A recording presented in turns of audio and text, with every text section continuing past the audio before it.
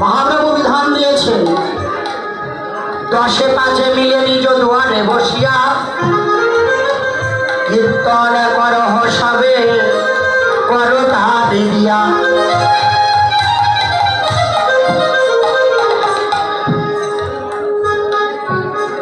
যদি করতাল না থাকে, কর মানে কি? কর মানে হাত। আচ্ছা, পানি মানে কি বলুন তো? পানি পানি পানি মানে জল, বা পানি মানেও হাত, বানানে ব্যবধান আছে। তার প্রমাণ দেখেন, সরস্বতীর এক নাম বিনা পানি, বিনা হাতে ধরেছে। কয়াকার দৈত্যের নয় রশ্মি, এই পানি মানে জল, আর কয়াকার মধ্যে নয় রশ্মি, এই পানি মানে হাত। এই জন্য সরস্বতীর এক নাম বিনা পানি। তাহলে মহাপ্রভু বললেন, খোলও নাই করতালও নাই।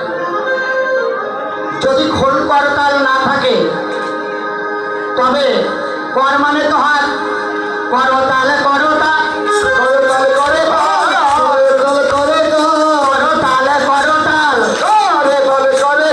বাহু তুলে করতাল, বাহু তুলে করতাল, বাহু তুলে করতাল, বাহু তুলে করতাল, বদন হরে হরি বলে করতাল করতাল, হরি বল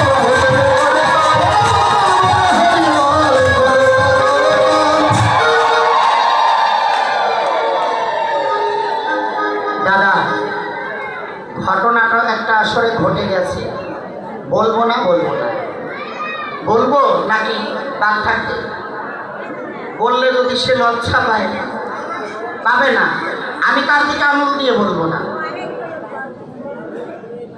আমি যে একটু আগে বললাম বাহু তুলে করতাল, তুললো না, এরকম দিচ্ছে দিচ্ছে দিচ্ছে দিচ্ছে, নিজের গালেই নিজের লেগে গেছে।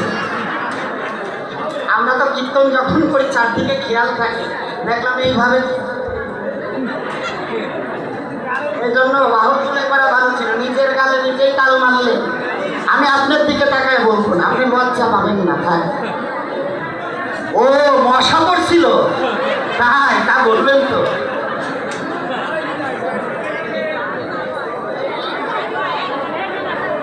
রাধে রাধে। তাহলে নিতাই গৌর ভাই যেভাবে বাহু তুলে করলেন, আমরা একটু করবো কি? নাম করতে তো অমঙ্গল নয়, মঙ্গল হয়। সবাই দুই বাহু তুলে, যে যেখানে আছেন সবাই কৃষ্ণ বলে, সবাই বাহু তুলে নাচো রে ভাই।